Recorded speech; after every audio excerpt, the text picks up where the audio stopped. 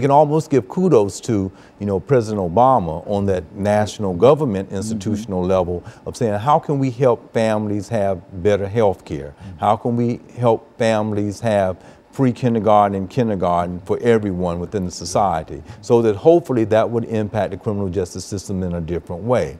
But even given that, I'm talking, as we may mention to the last segment, about the disproportionate amount of people that are in prison, the disproportionate amount of people that are in the criminal justice system, the behavior that those who are in authority, such as police, and in the actions of Martin or Brown or Gardner or the kid in Cleveland that was shot, how do we have a more humanitarian way within our criminal justice system, along with the positive and good things about the system? Because it does keep order. If we can imagine it not having a criminal justice or policing, it would be chaotic. It would be running amok with people out in the society. So it does a good job, but we need to look at the weak parts of it and try to bring some reform. I think reform is the issue. How can we change it so it can improve? Because there's definitely a disproportionate amount of it that then would make sociologists and social psychologists see that it appears to be disproportionate to African Americans and other minorities, and in that minority group, it can be any ethnic group or the bashing of gay brothers, lesbian sisters, or anyone that might consider themselves marginalized within the society in which we live in. So that becomes very crucial to look at, I think, within the society.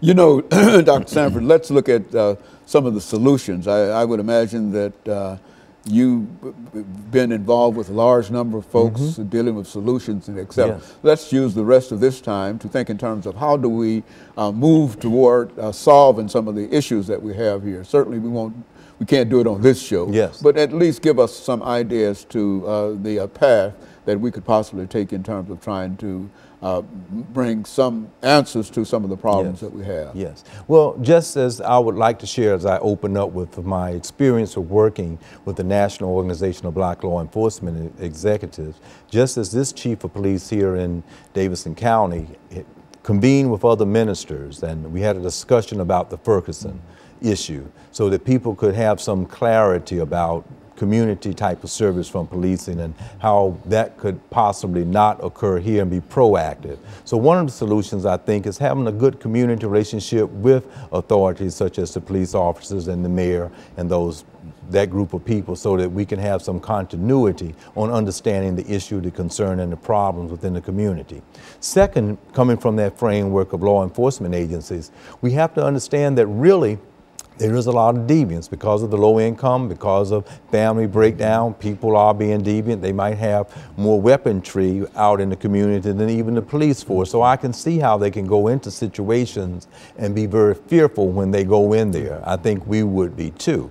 But that said, how can we then be proactive in taking a change within the criminal justice system to get our mayor and the governor to understand that we improve conditions within the social structure, meaning the communities, and helping families, and being innovative programs and innovative policing. How can we improve those conditions? A third thing, of course, is that a solution is that, of course, education.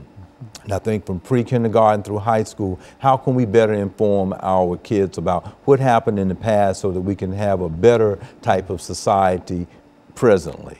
You know, here we are, we've talked about the movie Selma. How can we get people to go and talk about that, see the connection as to what occurred during that time is very similar to what we're watching right now that has happened with Martin and Gardner, and what happened with the whole issue in Ferguson with the Brown case. And or going back early at the Emmett Till case, 1954-55, or during the Civil Rights Movement. But the issue today or is during Nat Turner's insurrection, which is to say that and I think you've said that. That's right. It's a part of American institutional kind of thing. Very good. Absolutely. From slavery to now, we've seen some of those same patterns. And so we need people who are in authority to understand those patterns so that then they can look at the present system that we're in and then bring about change. As recently as last night with President Obama, he mentions that in the State of the Union, that we might have different perspectives on looking at what happened in Ferguson or the Brown case, but if we can deconstruct it and at least come to some commonality of what we agree on, we might be able to make some advancement, and I think that's another solution as well. But we have to understand the issues and concerns, understand the patterns, and see that pattern, and then have some solution to it.